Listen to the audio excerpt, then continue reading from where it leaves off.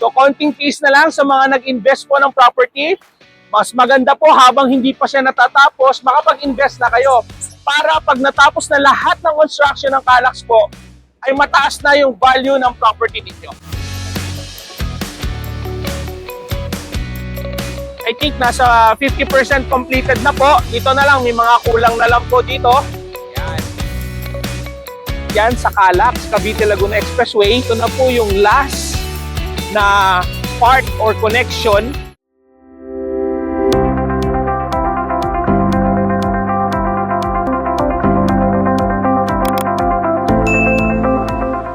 Great day fellow investors. So nandito po ako ngayon para bigyan kayo ng update regarding po sa construction ng Calax. So ngayon po, makikita nyo po sa aking kanan, nandito po yung Calax. Makikita nyo, malapit na po matapos. Ready na, may drainage na, meron na po kalsada, yung mga exit. Nakikita nyo po, Manila via Cavitex, no?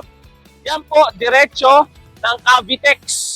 So kung galing po kayo ng Baguio, punta ng T-Flex, SCTEX, NLEX, tapos po Skyway, baba nyo po Cavitex, diretso po ng Calax. Kung pupunta po kayo ng Laguna, mabilis na po yung biyahe. Sa kabilang side naman po, ang makikita natin, yun na po yung papunta ng Tagaytay, Silang, Amadeo.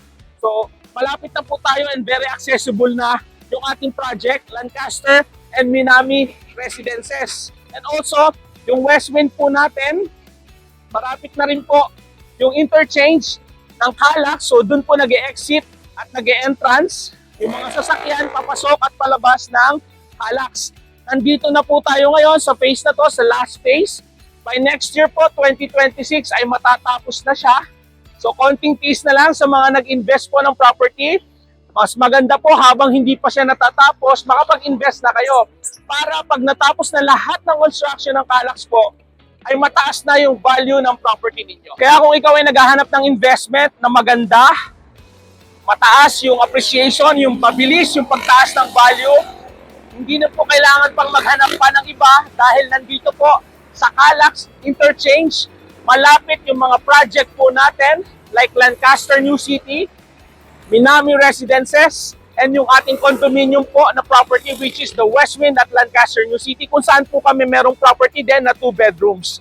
Kaya po kayo, I encourage you, I am an advocate of real estate investing habang maaga pa. Ito po ang tamang panahon na kayo po ay mag-invest ng property. So hindi pa po huli ang lahat para sa inyo.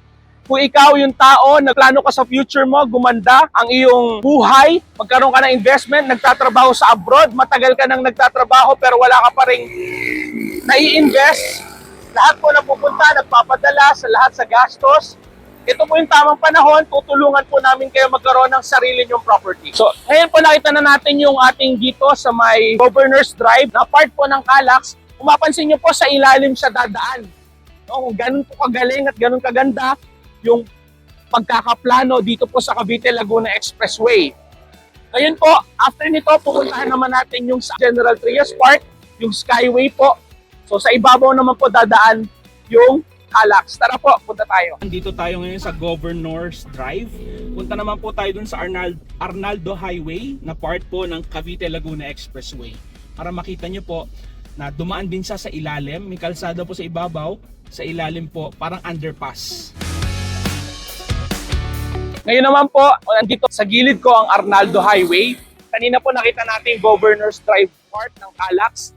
Ngayon naman po sa kaliwa makikita nyo, ito po yung diretso galing doon. Makikita nyo po dito yung toll gate. Ayun po, banda roon yung toll gate. Yan. Yan, kung nakikita nyo po, yan toll gate na yan, dire-diretso po hanggang dito. Dito po yung kalsada niyan, dadaan ang Cavite Laguna Expressway. Tapos po, makikita nyo, ay, yung kung saan po lumabas yung truck, dire-diretso po yan. Yan po yung part ng papunta siya ng Lancaster New City. Malapit po sa Minami Residences at sa Westwind at Lancaster New City. So kung mapapansin nyo, malapit na po yan. Konti na lang matatapos na. Tuloy-tuloy po ang gawa niyan. At by next year, hopefully po, matatapos na ang construction yan. After here, punta naman po tayo dun sa may General Trias part ng Calax. Tara po. So dito naman po, kung pupunta kayo doon, andun yung Lyceum of the Philippines, General Trias. Oh?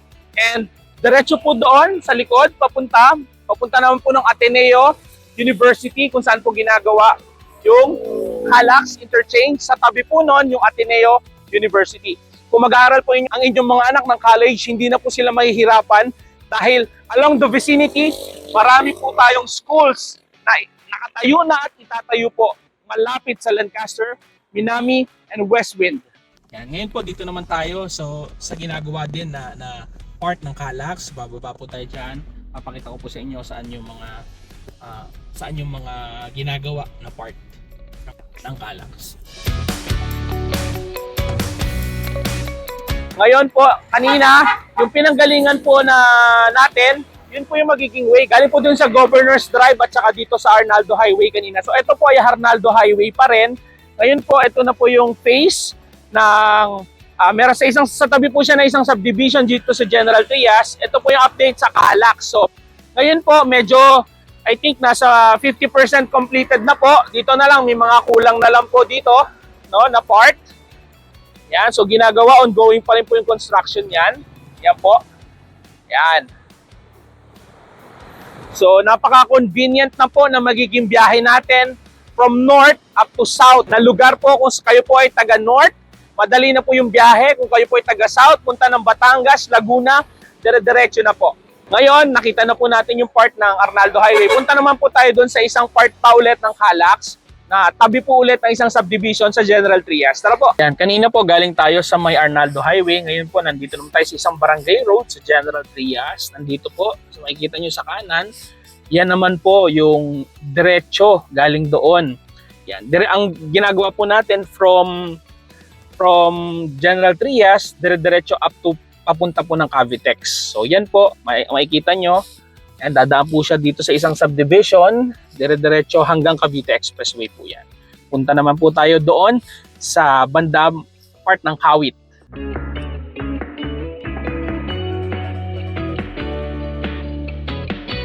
Ngayon, nandito po tayo sa Imus part ng Calax. Ito po, kung didiretsuhin nyo po yan, nandyan po yung bagong munisipyo ng Imus, yung isa sa pinakamalaking munisipyo po.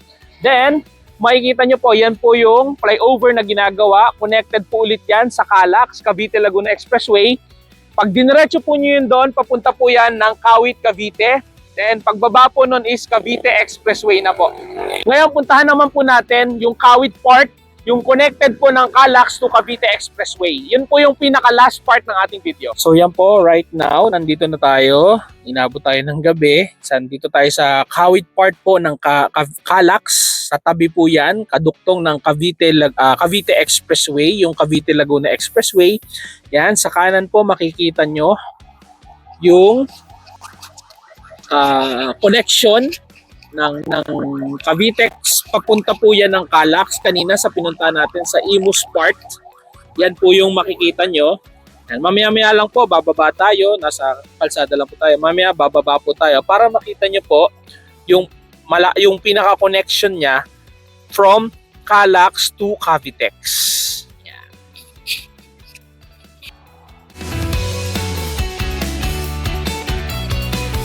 Yan, makikita nyo po, maliwanag. Yung ilalim po, nasa ilalim tayo ng Calax to Cavitex na flyover. Medyo matraffic lang po ngayon dahil ginagawa po yung ating or ongoing construction yung atin pong expressway. Pero once na na-complete or completed na yan, mabilis na po ang biyahe natin.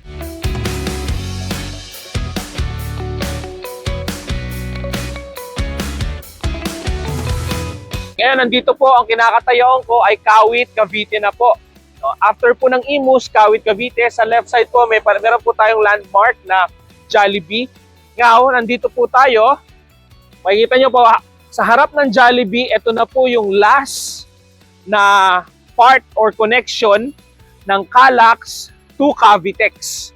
So makikita nyo po, tapos na ito. Kanina yung mga dinaanan natin, hindi pa sila tapos, pero soon, patatapos na rin po ang construction ng Cavite Laguna Expressway. Kung manggagaling po kayo ng Manila, una po yung Cavitex, bago po diretso yan ng Calax or Cavite Laguna Expressway. So yan, thank you so much po sa pagsama or pag-join sa aking video. Kung nagustuhan nyo po ito, please kindly like, share, and subscribe sa ating pong YouTube channel upang marami pa po tayong matulungan ng mga kababayan natin na gustong mag-invest ng property malapit sa mga prime location dito po sa Cavite. Thank you so much po. This is Jexa Santos of Cavite Properties. Mabuhay and God bless you all.